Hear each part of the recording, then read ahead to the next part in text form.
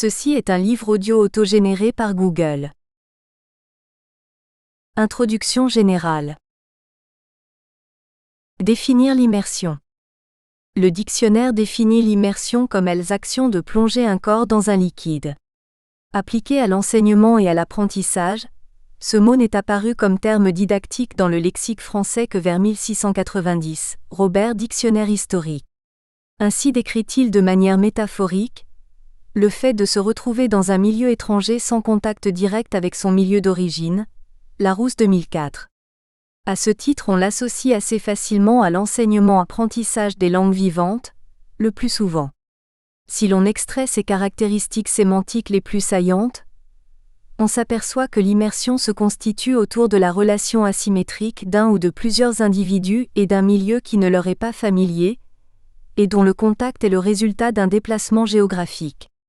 Dans un contexte d'enseignement-apprentissage d'une langue, le milieu se définit comme l'environnement familial ou social dans lequel un locuteur apprend à maîtriser une langue, à commencer par la sienne, laquelle est inséparable de la culture qu'elle exprime et crée en même temps. En fonction de l'âge, la manière d'acquérir une compétence langagière est différente, de même que les méthodes d'enseignement qui s'y rapportent. L'école est le seul milieu social dans lequel la séparation entre ce que l'on apprend, la méthode par laquelle on y parvient et l'identité de celui ou celle qui contrôle et évalue cet enseignement est la plus perceptible et distincte. Du point de vue matériel, l'école est un milieu social et institutionnel, régi par des codes et des normes de conduite et de relations dont la singularité est telle qu'elle souligne parfaitement le caractère artificiel, normé, de la relation d'enseignement-apprentissage, communément conçue comme un triangle dont chaque angle correspond à un élément de cette relation. L'enseignant, l'apprenant et le savoir enseigné, ou sujet de la connaissance en question. Ceci nous amène à poser comme autre terme de cette relation le but que toute éducation se propose d'atteindre. But politique, former de futurs citoyens, économique, former de futurs salariés, faire accéder les diplômés au monde du travail, culturel, accéder à la culture définie par des normes sociales, communicationnelles au sens large, se familiariser avec d'autres cultures, cognitif, se constituer un socle de connaissances permettant de poursuivre un apprentissage tout au long de la vie. Ces différents objectifs sont contigus et peuvent se combiner en fonction des circonstances de temps et de lieux variables. On le voit, la notion même de milieu nous entraîne déjà bien au-delà d'une simple notion géographique. Mais se contenter de dire que tout apprentissage d'une langue se fait par l'immersion dans un milieu donné, est une affirmation bien trop vague pour notre propos.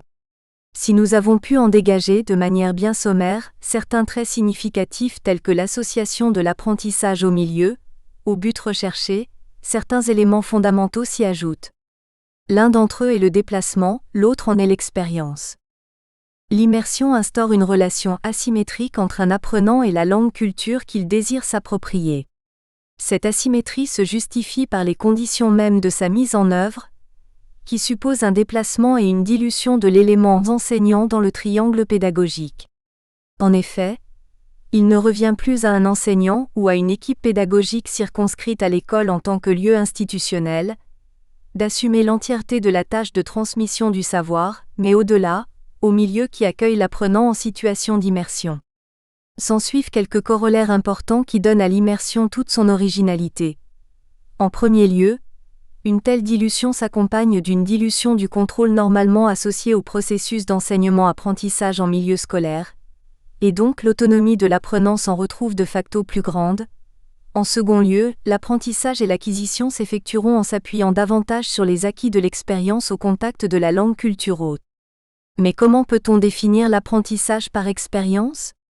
S'agissant d'un terme conceptuel que l'usage associe historiquement à la philosophie, nous nous efforcerons d'en dégager les principales caractéristiques établies dans ce domaine de la connaissance.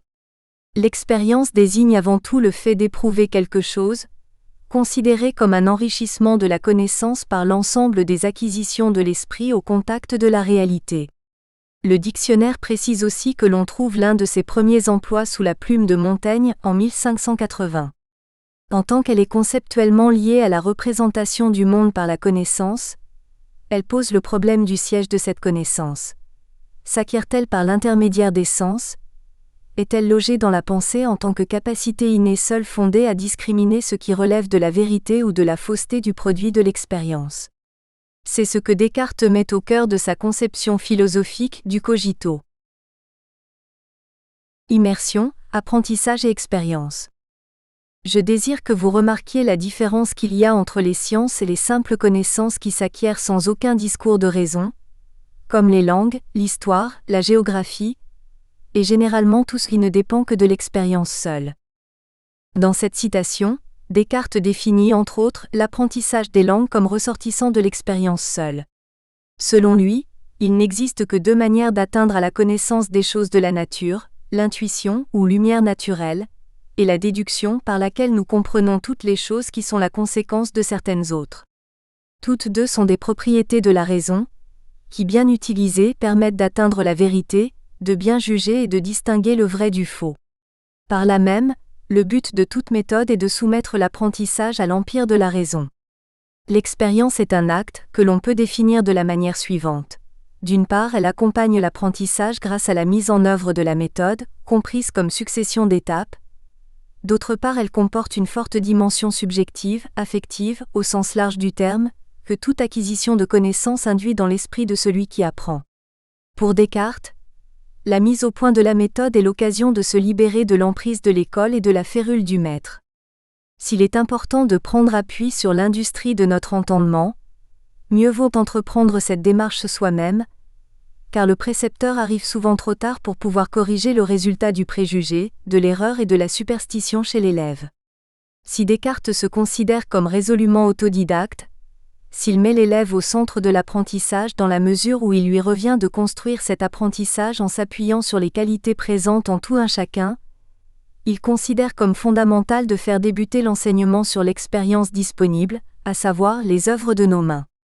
L'apprenant doit être au contact de locuteurs natifs ou expérimentés, et se rendre dans les pays où se pratique la langue choisie, et l'on sait que Descartes a beaucoup voyagé. Expérience et méthode. La méthode cartésienne implique l'usage de la lumière naturelle, ou raison, autrement appelée bon sens, mais elle n'inclut pas l'apprentissage des langues dans l'usage qu'elle en prescrit.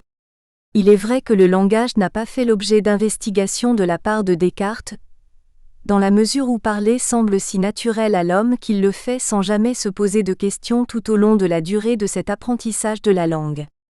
Pour lui, l'homoloquent apprend par imitation et par application de règles combinatoires ce que sa nature lui dicte, pour reprendre saint Augustin, Confession I, 8, et rien ne distingue l'enfant apprenant sa langue maternelle au contact des adultes du cercle familial de l'élève acquérant les règles d'usage d'une langue étrangère. L'acquisition langagière est donc un phénomène naturel grâce auquel l'être humain agit sur son environnement et les personnes de son entourage par l'acte de parole, si l'on considère avec John Langshaw Austin que dire c'est faire grâce à la fonction communicative du langage. Par ailleurs, la philosophie s'est attachée à étudier l'autre fonction du langage, ou fonction référentielle, dont le but est de rendre compte du monde qui nous entoure en lui attribuant un sens, et que l'on pourrait gloser par l'expression « faire c'est dire ». La totalité de l'expérience humaine est donc affaire de langage, duquel il est impossible de s'extraire pour en faire un pur objet d'analyse, ou pour reprendre les mots du philosophe Ludwig Wittgenstein, le sens du monde doit se trouver en dehors du monde. La barrière infranchissable de l'autoréférentialité du langage invite donc, selon lui, à la modestie. Les résultats de la philosophie consistent dans la découverte d'un quelconque simple non-sens, et dans les bosses que l'entendement s'est fait en se cognant contre les limites du langage. Ce sont ces bosses qui nous font reconnaître la valeur de cette découverte. En revanche, si le périmètre de la recherche de la vérité de la référence est limité par l'expérience du langage, car cela met fin à la régression infinie dans la recherche des causes des phénomènes qui nous entourent et qui forment l'objet de la connaissance humaine, le langage est le lieu de l'émergence de cette connaissance. Pour Wittgenstein, la méthode cartésienne de la recherche de la vérité par la combinaison de l'intuition intellectuelle et de la déduction est un jeu de langage parmi bien d'autres, comme l'ensemble du processus d'emploi des mots, ou plus généralement l'ensemble formé par le langage et les activités avec lesquelles il est entrelacé. Si par jeu, l'on doit entendre une activité associée à l'existence de règles dont il est difficile de déterminer la cause, Il n'en demeure pas moins que ce jeu s'inscrit dans le cadre plus large d'une forme de vie, notion bioanthropologique recouvrant l'ensemble des activités humaines et sociales. L'homme est immergé dans le langage et ce dernier est créateur d'un monde qui comprend aussi bien la référence extralinguistique que la parole. Pour en revenir à la méthode cartésienne d'acquisition du savoir, si l'apprentissage d'une langue étrangère n'y est pas expressément discuté, c'est bien parce que le langage n'y est pas conçu comme une fin en soi, mais comme un moyen de se déterminer soi-même immédiatement comme une chose pensante, et aussi de manière indirecte comme la preuve de l'existence d'autres êtres pensants. Descartes, en homme de son temps, n'accorde pas beaucoup de crédit à l'histoire car elle ne mobiliserait que les capacités de mémorisation. Or, apprendre une langue demande aussi un effort de mémorisation, mais bien davantage, il s'agit d'une mémoire en contexte, située, fruit de l'expérience, dont la lumière naturelle n'est pas absente. En effet, même si elle comporte une part de mémoire mécanique, cette expérience de la langue permet la formation libre d'énoncés, relevant de l'intuition comme de la déduction. La valeur ajoutée de l'apprentissage en contact direct avec la langue culture et ses locuteurs réside en ce qu'elle fait passer les obstacles à l'apprentissage au second plan, et permet donc de les minimiser, sans toutefois se superposer à l'apprentissage de la langue première, exception faite du cas du bilinguisme. D'un point de vue pratique, toute disposition naturelle, ainsi que toute méthode d'apprentissage, n'en engage pas moins l'enseignant ou l'apprenant à s'interroger sur la meilleure manière d'y parvenir et ainsi, de répondre à un certain nombre de questions. Qui apprend? Quand? À quel âge? Comment? Où? Dans quel but? Immersion et but de l'apprentissage.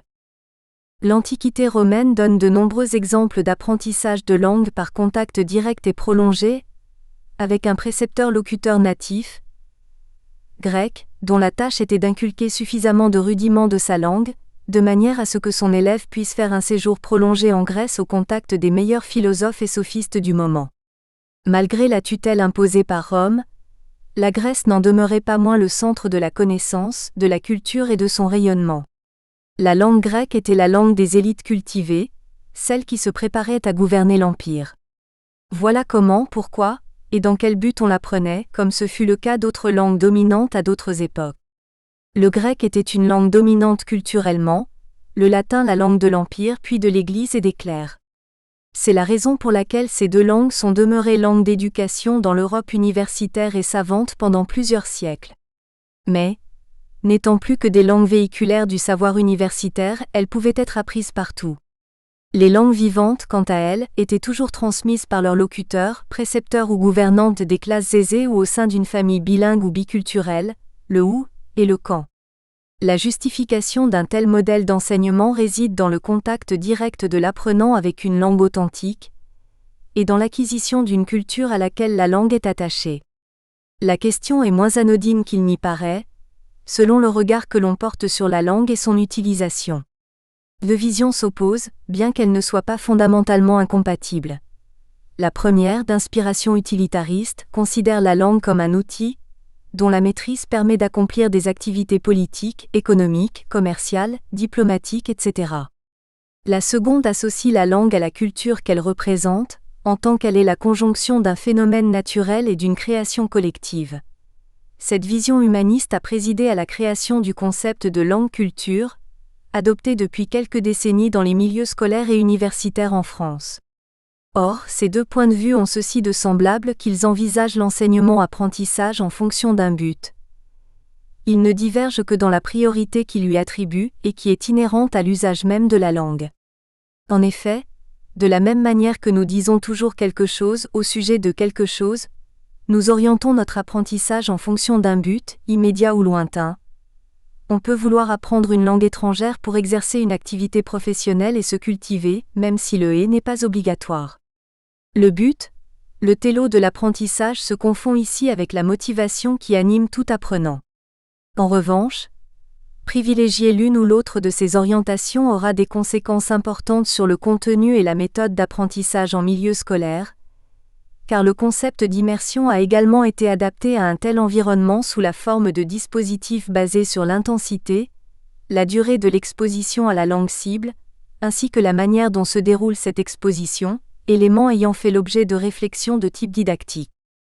On voit déjà que l'immersion a un statut sémantiquement ambigu, en raison même de sa complexité. En effet, beaucoup de notions connexes s'articulent autour de ce mot apparemment si limpide. Cette complexité est de deux ordres. D'une part, on peut considérer l'immersion comme un processus d'acquisition de connaissances, un cadre compris comme un dispositif didactique, ou un milieu d'expérience. D'autre part, on peut l'envisager comme un concept duquel on dérive une série d'extensions, de prédicats correspondant chacun à un domaine d'application logique et sémantique de l'intention initiale. Dans les deux cas, nous avons affaire à un principe relativement vide dont la fonction principale serait d'unifier, de raccrocher des domaines de la connaissance sur un plan sémantique. En effet, bon nombre de concepts clés de la didactique de l'acquisition d'une langue étrangère ont quelque chose à voir avec l'immersion, comme nous l'avons évoqué ci-dessus, et comme en ont fait état Skutnab Kangas et McCarthy. Le titre de l'article suggère bien que le concept central d'immersion est complexe parce qu'il se rapporte à plusieurs champs de la connaissance, et qu'il évolue en fonction des lieux auxquels il s'applique et de leur histoire. En ce sens, l'immersion fonctionne à la manière d'une configuration. Cette notion ici empruntée à la sémiotique est, au sens que lui a donné le groupe d'Entreverne, réservoir de thèmes et de points de vue théoriques potentiels. Elle prend aussi la forme d'agencement réalisé dans un parcours de recherche doté d'une structure syntaxique, textuelle ou discursive. Appliquée à la logique, la configuration permet de définir le raisonnement en termes d'organisation syntagmatique de domaines, de discipline du savoir, et non plus à partir de la forme de la proposition. D'un point de vue sémantique et discursif, l'immersion fonctionnerait donc comme une métaphore, ou du moins comme un processus de métaphorisation des domaines qu'elle rassemble sous sa bannière. Cognition, linguistique, didactique, politique et idéologie, y perdant du coup sa spécificité puisqu'elle se dissout alors dans les termes qui la composent et qu'elle relie entre eux. C'est ainsi qu'elle se substitue assez souvent au terme bilinguisme, en raison de leur appartenance au même champ sémantique. Pourtant, il n'est pas certain qu'il s'agisse de notions interchangeables, et la présente contribution est une tentative pour dégager les fondements épistémologiques de l'immersion appliquée à l'enseignement-apprentissage des langues, en mettant au centre de l'analyse la complexité fondamentale de ce concept, qu'il faudra alors définir. Se pose aussi la question de la méthode susceptible de rendre compte de cette complexité. Grille d'analyse. La complexité inhérente à tout travail de recherche tient autant à la difficulté d'établir des faits qu'à la mise au point d'une grille d'interprétation de ces faits. Il n'est pas rare que ce dernier ne génère des représentations différentes, voire divergentes, selon le point de vue théorique ou l'opinion adoptée. Dans le domaine de l'enseignement-apprentissage, les recherches en psychologie cognitive ont mis à jour un certain nombre de mécanismes à l'œuvre chez l'apprenant, ainsi que des facteurs externes ou internes de nature à faciliter ou faire obstacle à l'acquisition des connaissances, notamment en s'appuyant sur les travaux du sociologue Edgar Morin ou du psychologue américain Robert Mills Gagné. Les spécialistes des neurosciences ont eux aussi contribué à formuler des théories liant plasticité du cerveau et apprentissage d'une langue en termes de compétences, comme l'exposent par exemple les travaux de Lance Knowles sur la reconnaissance hiérarchique des récurrences, RHR. Les progrès dans le domaine de la didactique ne se font qu'en parallèle avec le développement de la recherche dans des domaines scientifiques associés. La réflexion théorique et pratique se nourrit d'interdisciplinarité entre les sciences humaines et sociales, d'une part, et les sciences dites dures comme la biologie ou la physique, d'autre part. Le progrès de la connaissance, appuyé sur les avancées scientifiques dans le domaine de la didactique, devrait avoir des retombées dans celui de la didactique institutionnelle et, plus largement, dans les politiques d'éducation aux langues vivantes étrangères, LVE accent aigu. Or l'enseignement par immersion connaît des fortunes variables. Au Canada, pays pionnier dans le développement de ce dispositif d'enseignement-apprentissage, environ 7% des élèves, soit à peu près 300 000 dans l'enseignement primaire et secondaire, reçoivent un enseignement du français en immersion. Aux États-Unis, 187 établissements répartis sur 25 États la pratiquent. En Belgique, Immersion semble connaître un regain d'intérêt. La France, en revanche, est plus que réticente. Les blocages sont d'ordre constitutionnel. La langue de la République est le français, administratif, politique et historique.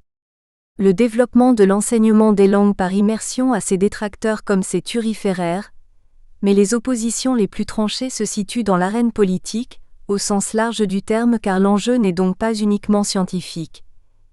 Il importe donc de replacer l'immersion dans un cadre théorique associé à un contexte d'analyse politique, tout en sachant qu'une telle analyse est aussi plurivoque et pluridisciplinaire. Le parti pris du présent ouvrage est de proposer de l'immersion une réflexion philosophique dont les fondements font appel directement aux travaux de Gilles Deleuze et Félix Guattari, et plus indirectement à ceux de Michel Foucault. Lors de la parution de Surveiller et punir en 1975, ce dernier a dû répondre à des critiques lui reprochant son manque de légitimité pour discuter d'un sujet tel que l'enfermement, la prison, car il ne possédait pas les outils historiographiques nécessaires à la bonne compréhension de ce phénomène sur la longue durée.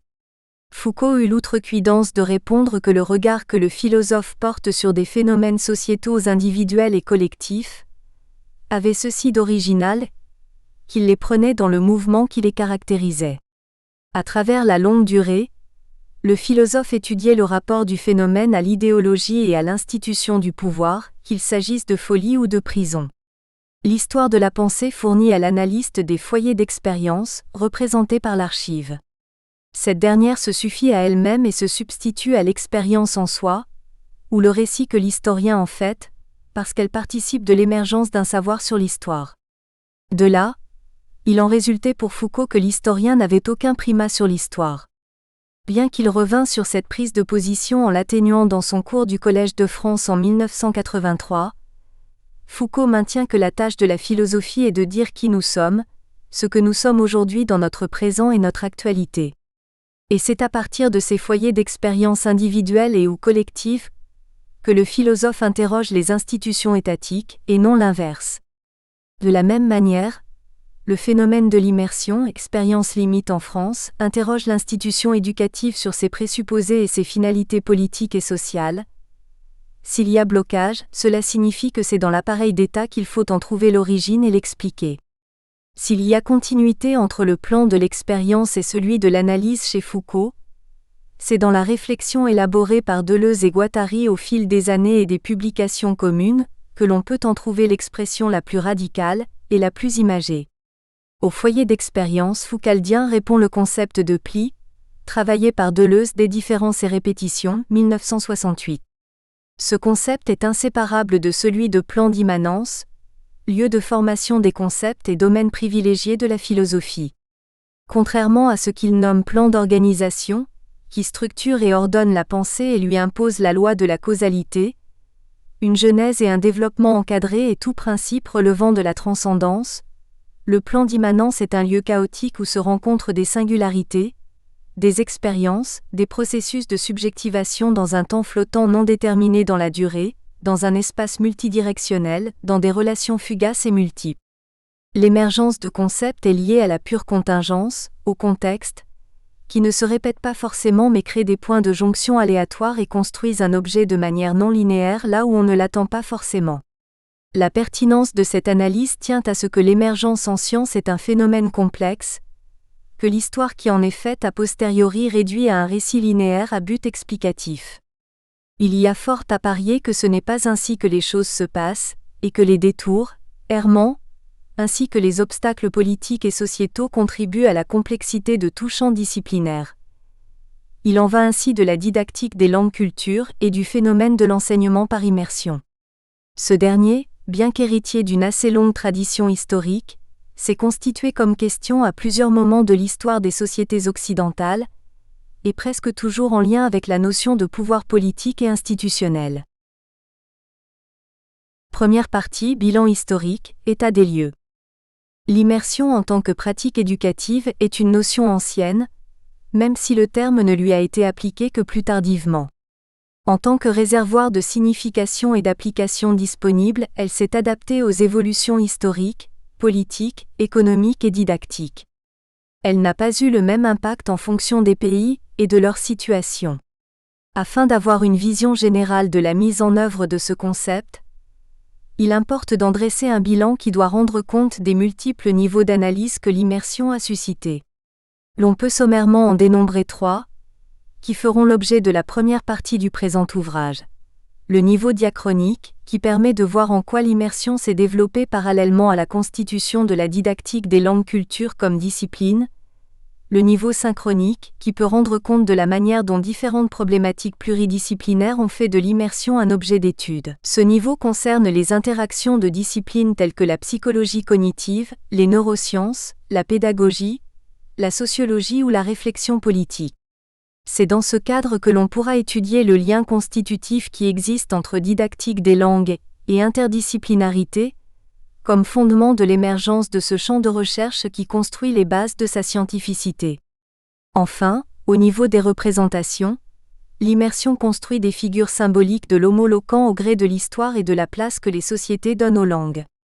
C'est ainsi que l'on peut reconstituer une généalogie du locuteur bi, ou plurilingue en fonction de modèles successifs. L'immersion a fait émerger 2 représentations calquées sur l'image du locuteur natif. La première vise à la construction d'un locuteur cosmopolite partageant des valeurs culturelles communes à une élite transnationale éduquée grâce au voyage. Ce modèle privilégie une langue dominante et homogénéisante comme signe de reconnaissance de son appartenance, et l'on pourrait désigner ce premier type comme le gentilhomme européen. On retrouve ce modèle dans toute entreprise de construction culturelle, et il permet de penser quelque chose comme la construction identitaire de l'Europe en tant que communauté culturelle et d'intérêt politique et économique. La deuxième représentation privilégie l'immersion comme imitation, calque parfaite allant bien au-delà de la simple compétence verbale. Ce second type est plus solitaire, plus désireux de se fondre dans le pays et la culture qu'il veut reproduire fidèlement au point de se rendre indétectable. Il s'agit de la figure que l'on pourrait nommer l'espion, illustré par des personnages historiques allant de l'explorateur Sir Richard Francis Burton, 1821-1890, à l'anthropologue documentant une langue distante de lui culturellement et géographiquement. Il y a bien sûr une différence de degré, et peut-être une différence dans le but que poursuivent ces types de personnages, mais ils ont de nombreux traits communs, dont celui de se rendre le plus neutre possible en tant qu'observateur de cette culture dans laquelle, pour des raisons différentes, ils ont fait intrusion. Enfin, une troisième représentation, plus récente, privilégie la langue comme outil de communication transnationale permettant d'effectuer des tâches dans différents contextes sociaux et économiques. Elle se confond avec le développement de l'Union européenne, comme entité politique et économique favorisant les échanges entre États membres.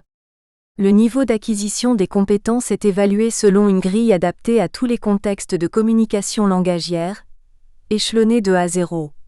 Premier pas ou découverte, AC2, peut exploiter la maîtrise exhaustive et fiable d'une gamme très étendue de discours pour formuler précisément sa pensée, insister, discriminer et lever l'ambiguïté. Ne montre aucun signe de devoir réduire ce qu'il elle veut dire, mais le locuteur natif n'est pas inclus dans l'échelle d'évaluation de la grille. Il est tout simplement hors cadre, il demeure une référence, mais pas dans l'apprentissage. Le cadre ne vise qu'à proposer un diagnostic d'acquisition de toutes les compétences nécessaires à l'usage d'une langue en contexte, au-delà du seul langage verbal, sur la base du savoir, du savoir-faire et du savoir-être centré sur l'apprenant. La grande différence de représentation du locuteur en immersion par rapport au locuteur natif tient dans la mise à jour des mécanismes d'apprentissage ainsi que des critères qui le mettent en œuvre. Le natif et le non-natif se distinguent parce que le second prend un certain recul par rapport à l'apprentissage de la langue, contrairement au premier qui en fait l'expérience immédiate, et l'on peut dire que cette différence paradigmatique n'a pas toujours existé. En effet, Descartes, Hume ou Burton pouvaient concevoir un apprenant atteignant un niveau de perfection dans l'acquisition langagière et socio-culturelle, lui permettant de se glisser dans la peau d'un locuteur natif, qui se trouvait de facto sur l'ultime marche de l'échelle d'acquisition de la langue seconde, mais l'immersion demeurait cependant un moyen et un but pour l'apprentissage d'une langue et l'acquisition d'une culture. Il importe de voir comment l'on glisse d'un modèle de représentation à l'autre, ainsi que la façon dont l'immersion se transpose petit à petit de l'expérience sur le terrain à la salle de classe en tant que dispositif didactique et pratique pédagogique. Seconde partie, l'immersion comme concept philosophique. La deuxième partie sera consacrée à l'étude de l'immersion comme concept philosophique au sens où l'entendent Gilles Deleuze et Félix Guattari, dans Qu'est-ce que la philosophie ? 1985. L'une des thèses proposées dans cet ouvrage est que le concept philosophique se déploie de manière anhistorique sur ce que les auteurs nomment un plan d'immanence, condition nécessaire à l'émergence de la pensée philosophique, mais qui ne lui préexiste pas. Il s'agit du lieu où les concepts philosophiques se créent, se modifient et se confrontent au-delà des déterminations historiques, car l'anachronisme n'a sur ce plan transcendantal aucune existence ni aucun rôle à jouer. En effet, le temps philosophique est un temps grandiose de coexistence qui n'exclut pas l'avant et l'après, mais les superpose dans un ordre stratigraphique. Proposer une analyse de l'immersion comme concept philosophique selon ces termes permet d'en dégager les traits fondamentaux et d'en extraire une conception basée sur la notion centrale de territoire et de mouvement composé de vitesse et d'intensité. L'intérêt de cette démarche tient en ce qu'elle réconcilie les dimensions politico-idéologiques associées à l'immersion avec celles relevant de la réflexion didactique, de l'immersion comme dispositif d'apprentissage adossé à une recherche de type cognitiviste. D'un point de vue paradigmatique, la théorie deleuzienne met en regard la discussion de l'immersion comme facteur de progression d'une langue dominante mondialisée en concurrence avec d'autres langues de forte communication et la coexistence ou la protection de langues minorisées. Chacun de ces groupements forme un rhizome, assemblage de désirs et de mouvements collectifs transformant radicalement le rapport que les individus qui le composent entretiennent avec l'appareil d'État. En revanche, au lieu de définir de nouvelles donnes et des frontières conceptuelles fixes et clairement articulées, Deleuze et Guattari conçoivent ces assemblages rhizomatiques, anarchiques, comme mouvements, c'est-à-dire qu'ils sont susceptibles de modifier leur configuration. Ceci explique pourquoi l'immersion est un instrument adapté à la diffusion d'une langue idéologiquement ou économiquement dominante, ainsi qu'à la protection et au développement de langues-cultures traditionnellement minorisées au sein d'un État.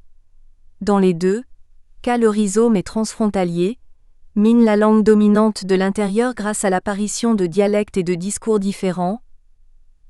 Bref, elle inaugure et exprime un devenir minoritaire. Une autre manière de considérer les rapports humains par l'apostrophe intermédiaire du langage qui va au-delà d'une quantification des locuteurs ou de l'utilité d'une langue. Le devenir minoritaire par l'immersion, c'est également permettre à la langue de se déterritorialiser, de penser l'enseignement-apprentissage d'une autre manière que les cadres institutionnels traditionnels l'avaient formulé et imposé au cours de l'histoire des systèmes éducatifs, et surtout de la dissocier de toute tutelle politique au sens large du terme. C'est ainsi que l'immersion est susceptible de se développer dans un contexte social, politique et historique, dans lequel elle n'a apparemment aucune pertinence. C'est le cas de l'Irlande, objet de la troisième partie de cet ouvrage. Troisième partie, l'Irlande, une immersion paradoxale. Depuis la lutte pour l'indépendance politique menée contre la couronne britannique, et la promulgation de sa constitution actuelle en 1937, l'Irlande a instauré la langue irlandaise, le gaélique, comme première langue officielle de la République, tout en conservant un statut de langue officielle à l'anglais. La particularité de ce statut réside en ce que, en cas de conflit d'interprétation du texte constitutionnel, la version gaélique prévaut. Or, la première rédaction et version de la Constitution est en anglais, et ne fut traduite en gaélique qu'un peu plus tard, avant sa promulgation. Mais l'Irlande bénéficiait déjà d'un statut d'autonomie avancé, depuis la signature du traité anglo-irlandais de 1921, lui donnant le droit d'élire un pouvoir législatif et de nommer un exécutif, tout en conservant le statut de dominion. Dès le début, le gouvernement de l'État libre d'Irlande, Irish Free State, imposa le gaélique comme langue nationale dont l'enseignement à l'école serait obligatoire. Cette mesure perdure et de nos jours, la langue est enseignée dès les petites classes du primaire jusqu'à l'équivalent du baccalauréat français, Living Certificate. Pour entrer à l'université, les notes obtenues dans cette langue sont prises en compte, au même titre que les notes d'anglais et de mathématiques. L'entrée dans la fonction publique d'État est sanctionnée par un examen oral en gaélique. L'État subventionne les ouvrages publiés dans cette langue, qui est parlée dans tous les médias publics, télévision, radio, une station de radio Radio Nagael Tarta et une chaîne de télévision, TG4 ou Tailis Nagailge 4, diffusent exclusivement en gaélique. Tous les panneaux indicateurs sont bilingues, y compris dans les moyens de transport, et toutes les notices et formulaires officiels sont en gaélique et en anglais. L'Official Languages Act de 2003 établit les règles de l'usage du gaélique dans le service public et les entreprises publiques, crée le poste de commissaire à la langue, en Kwamisineir Teanga, chargé de la régulation et de l'évaluation des politiques linguistiques dans toutes les branches du secteur public. La loi donne le droit à quiconque le souhaite de s'exprimer et de recevoir tout type d'informations en gaélique dans les administrations. Les grandes entreprises élaborent des plans de mise en œuvre de la loi. Le ministère irlandais de l'Éducation nationale met au point des stratégies pour l'enseignement du gaélique, et le gouvernement produit des plans de promotion de la langue s'étalant sur 2 décennies. En raison du statut privilégié du gaélique, le gouvernement irlandais n'a pas ratifié la Charte européenne des langues régionales ou minoritaires de 2002. Pourtant, en dépit de tous les efforts déployés, le gaélique est une langue minoritairement parlée en Irlande, à l'exception des régions gaélophones, le Gaeltacht. Le recensement de 2011 indique que 41,1% des Irlandais, soit 1,77 million de personnes, toutes catégories confondues, parlent gaélique, mais seulement 77 185 le parlent quotidiennement, et 110 642 au moins une fois par semaine. Les défenseurs de la langue soutiennent que les politiques d'éducation et d'enseignement du gaélique à l'école sont en partie responsables de ce déclin, et que les autorités ont progressivement abaissé le niveau d'exigence en matière d'examen afin de laisser croire à la vitalité du gaélique. Parallèlement aux établissements scolaires traditionnels, où le gaélique est enseigné 1 heure par jour en primaire, il existe des établissements où l'enseignement se fait en gaélique, Gaelscoileanna, que l'on retrouve dans le primaire et le secondaire, en dehors des régions gaélophones. Ces écoles, peu nombreuses il y a de cela 40 ans, connaissent depuis un franc succès et ouvrent à l'initiative d'associations de parents désirant que leurs enfants soient éduqués en immersion dans cette langue. À l'heure actuelle, on compte 177 écoles primaires et une quarantaine de collèges-lycées en République d'Irlande. Pour bon nombre de parents soutenant la création de Gaelscoileanna, les relations avec l'administration scolaire ne sont pas toujours faciles, et bien que défendues dans leurs principes par la loi, ces écoles en immersion font l'objet de polémiques et parfois de critiques. L'analyse tâchera de montrer en quoi l'éducation en immersion représente à la fois un soutien et un défi à la politique linguistique menée par l'État irlandais, comment le mouvement linguistique s'est toujours nourri de son étrangeté pour se déterritorialiser dans un paysage politique, économique et culturel qui assigne à la langue un rôle autre que celui d'être simplement parlée et transmise. Le gaélique participe culturellement du devenir minoritaire, qui n'a que peu de choses en commun avec le nombre de locuteurs dans son pays-territoire. Première partie: enseignement-apprentissage des langues par immersion, l'état de l'art. Introduction. Comme nous l'avons vu précédemment, le terme immersion est général et polysémique. Il désigne à la fois un environnement, un contexte d'apprentissage, formel ou informel, un dispositif pédagogique, un ensemble de théories didactiques sur l'apprentissage d'une langue seconde, et plus largement l'ensemble de présupposés politiques, culturels et sociétaux liés à cette question. L'immersion est indissociable de la question du bilinguisme, puisque ce dernier est à l'origine de toutes les tentatives de mise en place de l'immersion. Les recherches, nombreuses, menées depuis une 60aine d'années, tentent d'apporter des éléments de réponse à la question suivante: qui apprend quelle proportion de quelle langue et dans quelles conditions? Aucune théorie ne peut répondre à l'ensemble de ces questions, mais toutes sont reliées, ou développent un aspect particulier d'une théorie précédente. L'immersion n'est pas une simple métaphore, mais un système complexe indissociable de ce que l'on sait des structures de la langue, du processus de cognition et du caractère éminemment social du phénomène linguistique. Elle participe de la création d'un monde, non plus centré sur une langue mais sur l'interaction de 2 langues dans une relation asymétrique, dans un milieu donné.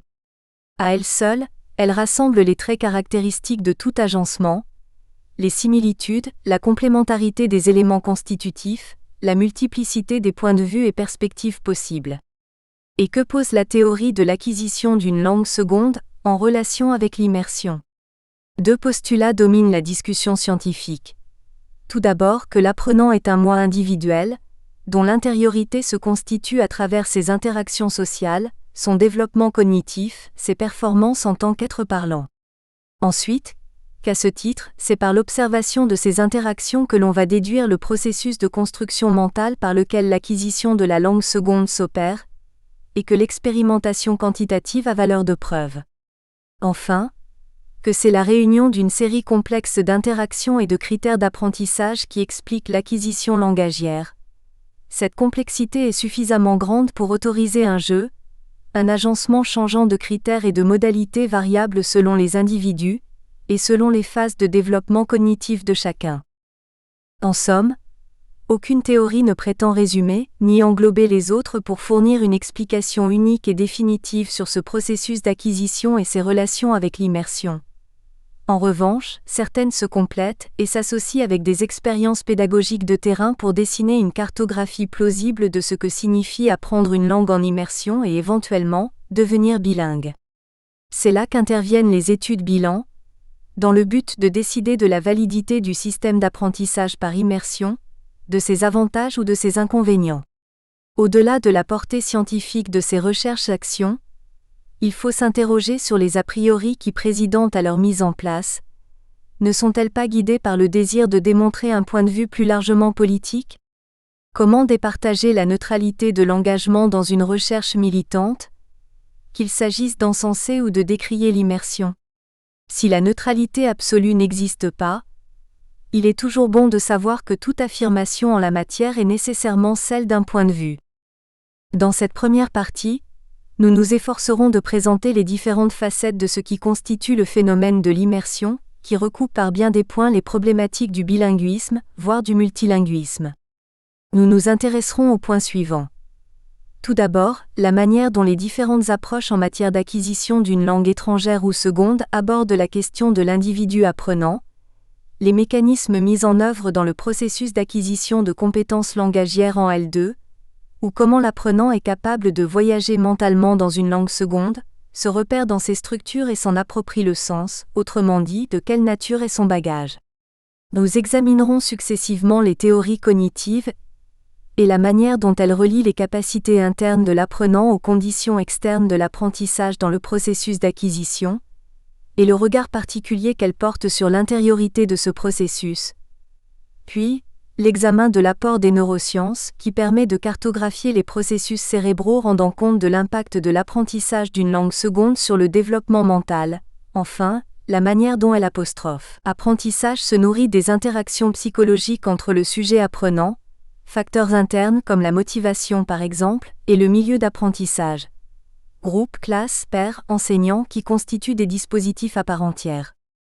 Le chapitre suivant portera sur le deuxième volet de la définition que nous avons donnée de l'immersion, à savoir la relation asymétrique entre langue source de l'apprenant, L1 qui peut être langue de la famille, du groupe culturel ou langue dominante, et langue titre cible, terme auquel nous substituerons celui de langue d'accueil ou langue hôte, L2.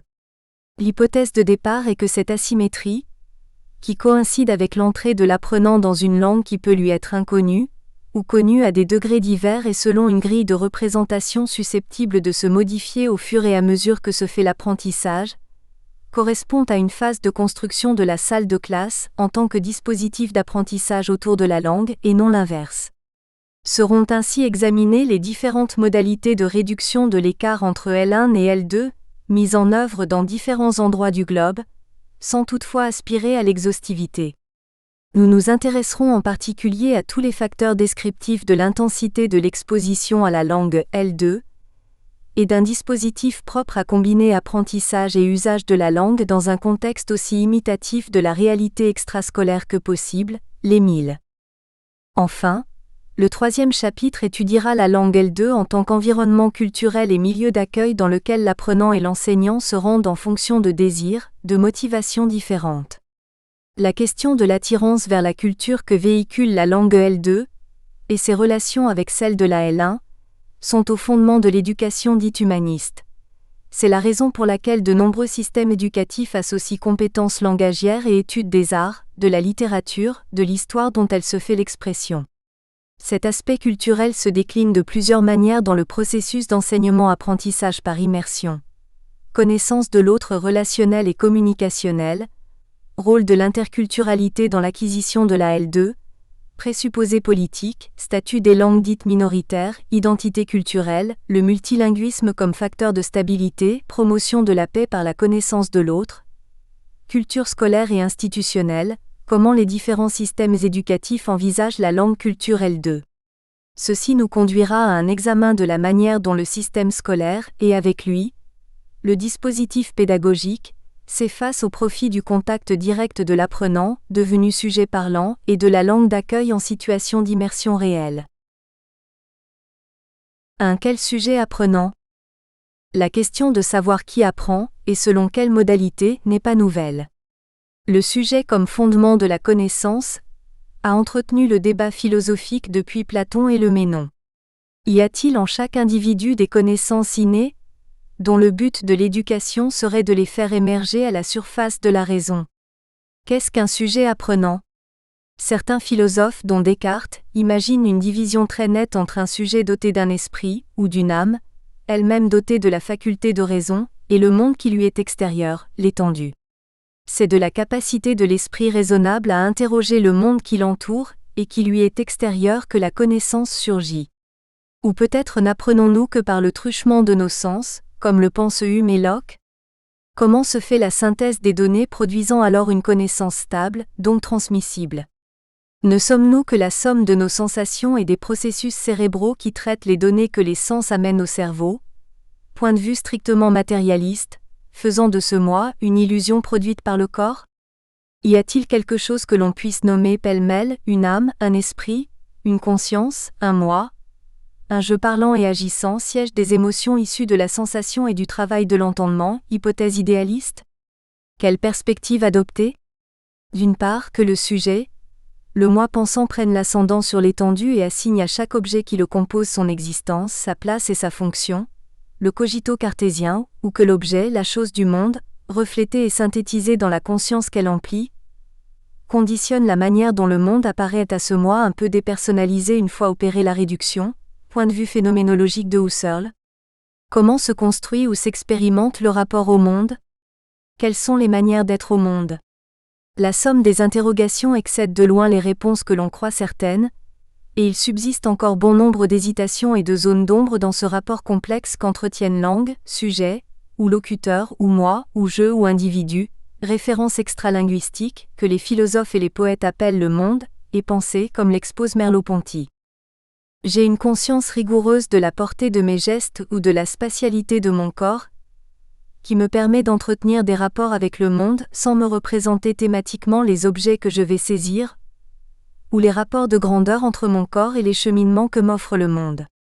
À condition que je ne réfléchisse pas expressément sur lui, la conscience que j'ai de mon corps est immédiatement significative d'un certain paysage autour de moi, celle que j'ai de mes doigts d'un certain style fibreux ou grenu de l'objet.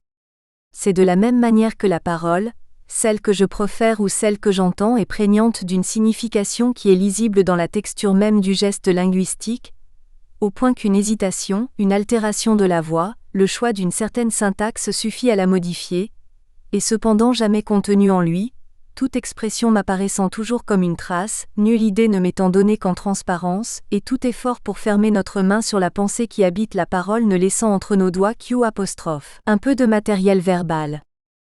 On remarque à la lecture de cet extrait, comment le philosophe rend compte de la matérialité de la parole et de la pensée, qu'il assimile à une sensation, du lien inexplicable et toujours déjà là, du sens et de la parole, sens qui aussi la dépasse entièrement, texture, geste linguistique, et passe par d'autres chemins non moins mystérieux parce qu'indicibles, transparence qui curieusement n'est pas synonyme de clarté conceptuelle. Il rend aussi compte du caractère inexpliqué et ténu de cette relation entre contenu, sens et expression, langue-parole. Si le sens s'agrège à la langue de manière consubstantielle, il est tout aussi vrai de l'appliquer à la relation entre apprentissage et acquisition d'une langue. Au fond, nous ne savons pas de manière définitive comment l'articulation se produit. Tout se passe comme si l'intériorité de l'apprenant fonctionnait comme une boîte noire, dans laquelle une opération indescriptible avait lieu, mais dont on peut mesurer les effets une fois qu'il s'extériorise dans l'accomplissement de tâches langagières selon une grille de compétences établie. On ignore comment la jonction se fait, quel facteur a présidé à ce processus, dans quelle proportion et à quel moment. Le paradoxe est bien là, à savoir que le moment décisif se produit dans ce que l'on appelle l'esprit, mind, mais auquel tout accès est impossible. Ce barrage est-il causé par la structure même de l'esprit humain, parce que la barrière autoréférentielle du langage est indépassable, ou parce que nous n'en avons pas encore trouvé le moyen d'investigation scientifique? Wittgenstein, dans une intuition fulgurante, oppose dire à montrer. Peuvent se dire les contenus factuels, les objets réels du monde que le langage, propositionnel logique ou ordinaire, peut saisir. Ce qui, en revanche, ne peut que se montrer, c'est la forme logique de la proposition, ou si on applique ce principe au langage ordinaire, la forme de ce langage qui s'impose comme filtre des objets du monde qu'il se propose de décrire. Autrement dit, il n'y a pas de coïncidence entre l'expression, la forme du langage ou de la langue et le contenu, et lui-même est foncièrement dissocié de la référence extralinguistique. Tout discours sur le réel est ainsi dénué de sens parce qu'il ne peut rien en dire, il ne dit que sur lui-même, ce qui pour Wittgenstein manque totalement d'intérêt, du moins dans son premier grand ouvrage, le Tractatus. Dans quelques pages très éclairantes sur la manière dont Wittgenstein pense les limites du langage, Pierre Hadot rend compte des paradoxes que soulève l'analyse de ces limites. D'une part, que nous ne parlons jamais vraiment par l'intermédiaire du langage, que ce dernier n'est en dernier ressort pas le moyen d'expression de nos pensées. En effet, le jeu de langage qui consiste à parler de ses sentiments, de ses sensations, de ses souffrances ne consiste pas à exprimer une expérience intérieure, car celle-ci en tant qu'intérieure et individuelle est strictement inexprimable, incommunicable et indescriptible. Dire sa souffrance, c'est jouer un jeu de langage, c'est-à-dire prendre une attitude qui n'a de sens que dans la société, pour appeler la sympathie, l'aide ou la compréhension. D'autre part, il va même plus loin et trouve une connivence de pensée entre Wittgenstein et Pascal, dont il cite un extrait du traité de l'esprit géométrique. Pascal nous le fait bien comprendre. Ainsi, en poussant la recherche de plus en plus, on arrive nécessairement à des mots primitifs qu'on ne peut définir et à des principes si clairs qu'on n'en trouve plus qui le soient davantage pour servir à leur preuve. D'où il paraît que les hommes sont dans une impuissance naturelle et immuable de traiter quelque science que ce soit dans un ordre absolument accompli. L'aveu de Pascal est grave et me semble-t-il indiscutable. Il nous oblige à reconnaître que toute philosophie doit s'appuyer en dernière analyse sur des notions communes, qui ne semblent claires que dans la mesure où elles restent confuses et indéterminées. Ainsi donc, les limites de la connaissance des mécanismes d'apprentissage et d'acquisition d'une langue, première ou seconde, sont étroites. Évanescence du moi, aporie du langage, monde dont l'accès est toujours médiat. Ce que l'on peut mieux mesurer, ce sont les actes. Quant aux facteurs susceptibles de favoriser l'apprentissage, ils sont de diverses natures, dont la plupart des théories disponibles à ce jour tâchent de rendre compte dans leur globalité de manière holiste. Nous débuterons notre bref tour d'horizon par la théorie de la grammaire générative et transformationnelle de Noam Chomsky, dont l'intérêt pour notre propos est la manière dont est élaborée une théorie du sujet locuteur comme réceptacle d'universaux langagiers, capable de produire des énoncés corrects dans sa langue. L'intériorité du locuteur, universaux langagiers et règles mathématiques. On doit à Noam Chomsky le binôme terminologique compétence-performance, qui reprend la distinction qu'opérait Saussure entre langue et parole. Chomsky a exploré l'hypothèse selon laquelle il existerait, à l'intérieur de l'esprit du sujet parlant, une série d'universaux susceptibles de générer tous les énoncés corrects qu'une langue donnée peut accepter. L'idée d'universaux est un écho à la querelle médiévale du même nom, qui opposa les nominalistes, les conceptualistes et les réalistes. Pour les premiers, les universaux qui regroupent des notions comme les catégories abstraites, genre, nombre, concept, pouvant s'appliquer à une multitude de choses, sont situés dans l'esprit après la chose, post-rem, ce qui veut dire que le concept se situe dans l'esprit et qu'il n'a pas d'existence propre.